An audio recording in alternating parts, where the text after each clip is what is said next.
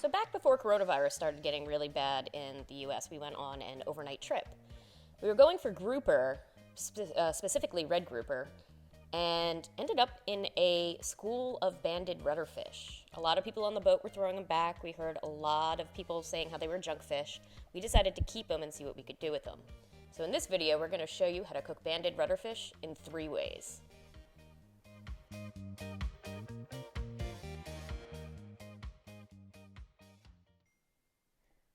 So we're going to start with our cooler of ice, and we're going to get our brine mixture on the stove.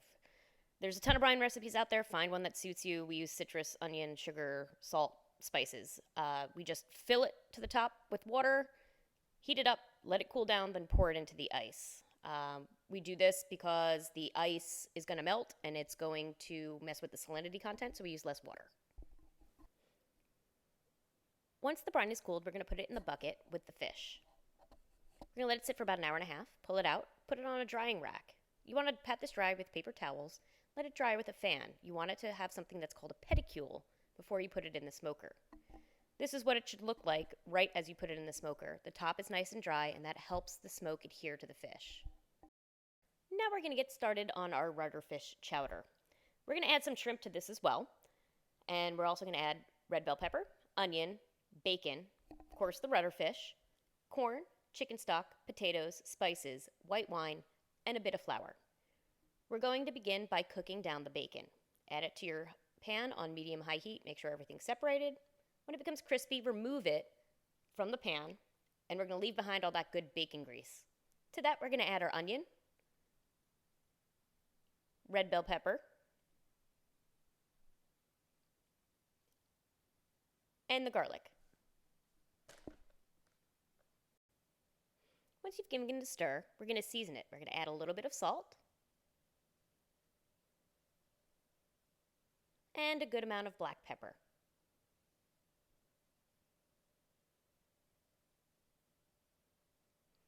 We're going to continue to let this cook down, and once it looks like a lot of the moisture's come out, we're going to add the flour. That's about 1/3 of a cup. And we're going to continue to stir and cook this until it thickens and that raw flour taste is removed. Once that's done, we're going to add our white wine and stir, stir, stir. You want to make sure that you get all the browned bits of flour off the bottom of the pot. So once it is cooked through and thickened, we're going to add our spices, and then we're going to go ahead and add our chicken stock. You want about a full quart of chicken stock, whether it's homemade or store-bought. Next up, we're going to add our potatoes. We're going to stir it, mix it, make sure everything's well incorporated. And then we're going to put our lid on the pot, and we're going to turn the heat down to a simmer and allow those potatoes to cook until they're fork tender.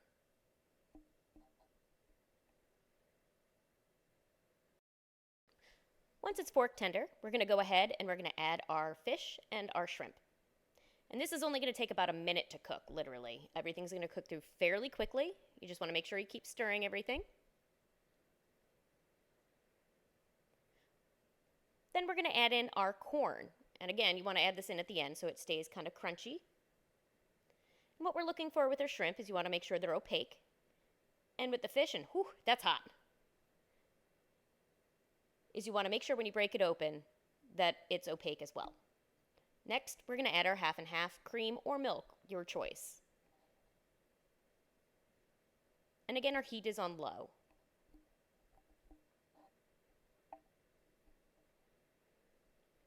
You're going to see the color start to change in your soup. You want to make sure that you mix it. If it is too thick for you, or too thin for you, feel free to add a cornstarch slurry. And that's a couple tablespoons of cornstarch with some half and half or arrowroot powder. We're also going to add a hefty dose of black pepper and a little bit of grated citrus. This kind of brightens the flavor a bit. So now that we've plated, we're just going to add a little bit of a gremolata on top, which has got some parsley, some green onions, and some citrus. And we're good to go. This is rudder fish chowder.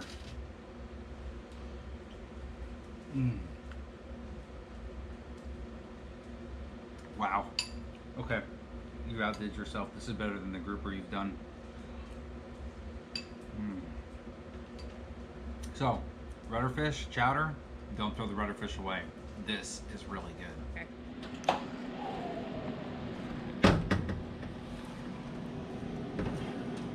Oh, yeah. Okay. All right, so I just finished the chowder, and it was fantastic. Now, before I dig into the smoked rudder fish and the sushi, I got to tell you, we have never had rudder fish before.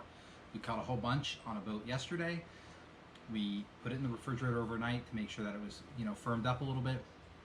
And after we had checked the edibility after we caught them, everybody said it was good. So don't trust, verify. So what I have here is nigiri, and this is banded rudderfish.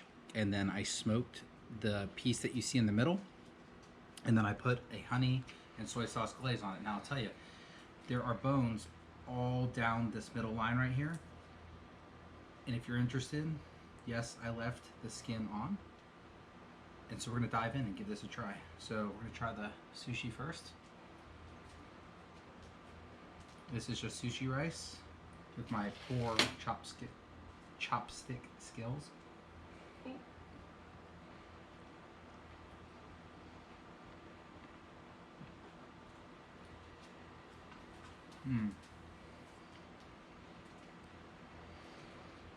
So one of the things we read is that this is kind of like a consistency of tuna, and I think it is.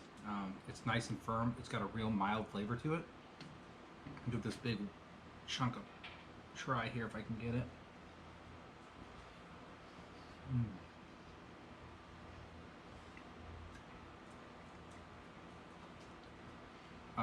No fish flavor. That's really good.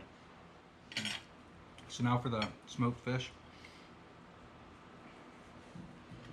So I cooked it till it was about 155.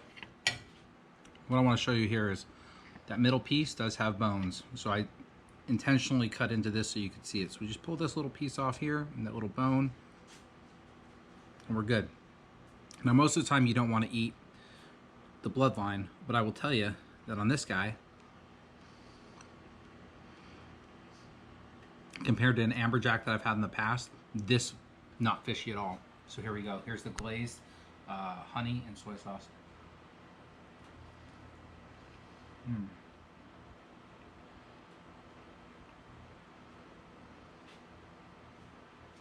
Using oak, hickory, and cherry wood pellet blend, and it's really mild. So on most meats it's really smoky flavor, but this one's mild. But this is really pleasant. If you're not a fan of fish, it's like Megan loves to catch fish. She doesn't like to eat a lot of fish. No, I don't. This is the probably the perfect way to go, and it'll hold up. Add a little more soy to it.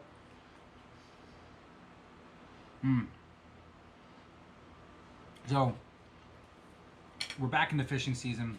We're going to be going on a lot more trips. In fact, we've got a big trip coming up in May, a big one coming up in June, actually 2 in June. It's going to be epic. So if there's a recipe you want to see, please leave a comment below. Otherwise, we hope to see you out on the water. We hope that you catch a lot of fish in tight lines. And remember, dinner is waiting. Go and get it.